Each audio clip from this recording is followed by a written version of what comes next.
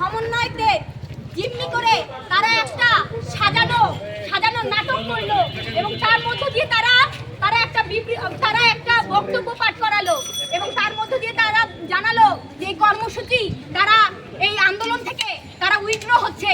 কিন্তু আমরা বলতে চাই এই যে বক্তব্যটা তাদের উপরে জোর প্রয়োগ করে তাদের উপরে বল প্রয়োগ করে করা হয়েছে, এই যে বল প্রয়োগ করা তার আমরা তীব্র নিন্দা জানাই। ছাত্র সমাজ বলতে চায় যে ছাত্র সমাজ এই ধরনের কোনো প্রহসন মেনে নেবে না।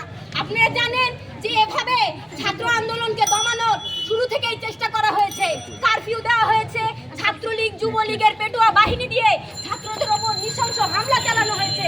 এরপরে আমরা দেখেছি যখন তারা এগুলো নিয়ন্ত্রণ করতে পারেনি, কারফিউ দিয়ে সেনাবাহিনী দিয়ে বিজিবি র্যাব নৌবাহিনী পথে অনেক সশস্ত্র বাহিনীকে নামিয়ে তারা ছাত্রদের ওপর অত্যাচার করেছে এবং তারই ধারাবাহিকতা আমরা দেখেছি কিভাবে এখানে স্টুডেন্টরা কিভাবে এখানে চোখ হারিয়েছে, তারা বঙ্গুত্ব বরণ করেছে, 300-রও বেশি স্টুডেন্ট এখানে নিহত হয়েছে।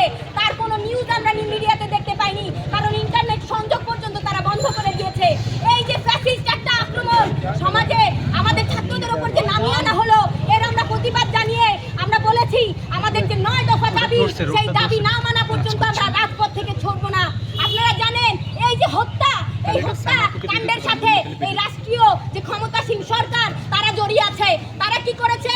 তারা স্টুডেন্টদের উপরে নির্বিচারে গুলি চালানোর হুকুম দিয়েছে। আমরা বলেছি যারা এই হুকুম দিয়েছে, যে স্বরাষ্ট্রমন্ত্রী, যে সেতু মন্ত্রী ছাত্রলীগের পেটুয়া বাহিনীকে ছাত্রদের পেছনে লেলিয়ে দিয়েছে, সেই বাহিনীর বিরুদ্ধে আমরা বলেছি তাদের বিরুদ্ধে যতক্ষণ পর্যন্ত না যথার্থ ব্যবস্থা গ্রহণ করা হবে, বিচার করা হবে এদের, ততক্ষণ পর্যন্ত ছাত্রছাত্রীরা রাস্তায় নামবে। আপনারা দেখেছেন আজকে যে আমরা আমাদের বিভিন্ন ধরনের বাধা উপেক্ষা করতে হয়েছে। আপনারা জানেন চারপাশে শিক্ষার্থীদের ঘিরে রেখেছে র্যাব, বিজিবি, সেনাবাহিনী, পুলিশের পেটুয়া বাহিনী, এই যে আওয়ামী লীগ সরকারের পেটুয়া বাহিনী দিয়ে নানানভাবে আমাদের স্টুডেন্টদেরকে একটা অনিরাপদ অবস্থায় আমাদের জীবনযাপন করতে হচ্ছে।